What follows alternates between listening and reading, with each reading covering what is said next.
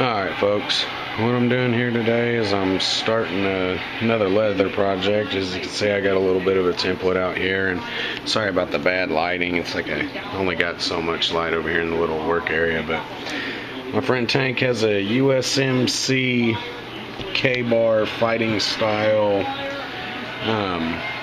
knife here, and as you can see, his sheath's starting to get a little wore out and beat up and cut up, and this all around poking through. So I'm gonna see if I can't make him something a little beefy. This isn't necessarily a tutorial on how to do leather work, you guys. This is, you know, there's videos out there you can look at for that, and I'm not really ready to do that yet. This is going to be a trial and error. So Tank brother, here comes your knife, and I'm getting the template and everything, see if I can't make something for you. Be back in a bit once I get this a little more planned out. Alright, start off to get my idea. I just wanted to look at this sheath and find out why the sheath fails, like with this style. You know, it seems, you know, hard leather and everything, got some rivet snaps, but got it cutting up here. And then I got to looking at the knife. Oh, let's not lose the camera. Got to looking at the knife, and the distance between the edge and the knife on this one, you know, if you hold the total thickness of the sheath up, you know, that's every bit of 3 layers thick on this leather. So what's happening is when you push the knife in and it gets to this, which is hanging on his belt, it's pushing that thin piece of leather up and it's cutting it. So what I'm thinking is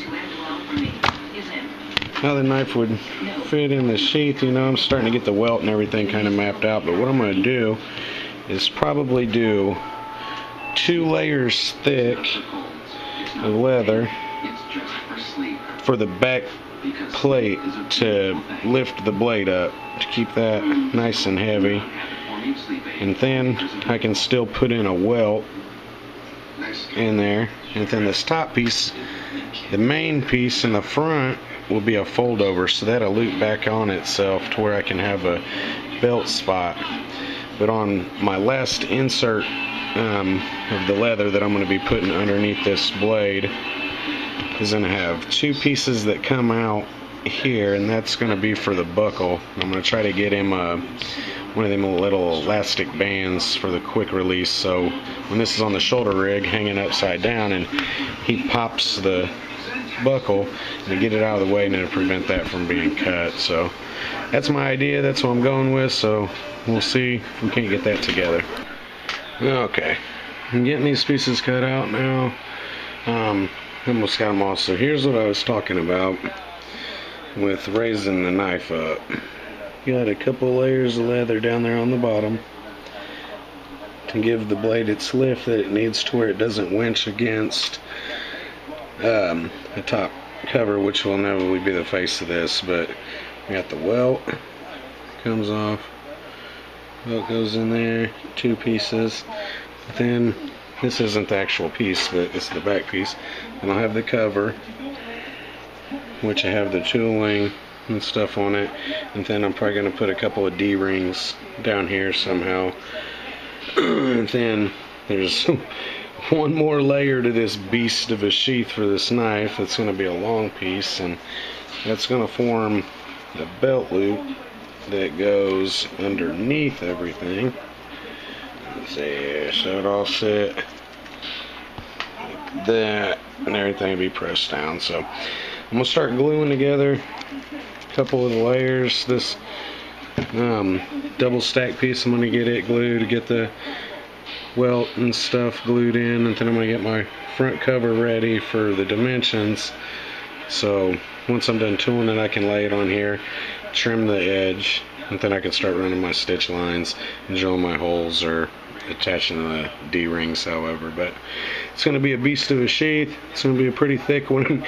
Probably weigh about as much as the knife, but the guy that I'm making this for, his name's Tank, so I don't think he's going to be worried about that weight of the sheath too much, and he's going to hook it on a nice shoulder rig or something. So folks, I'm going to get some more of this put together, and then I'll be back and show you the progress.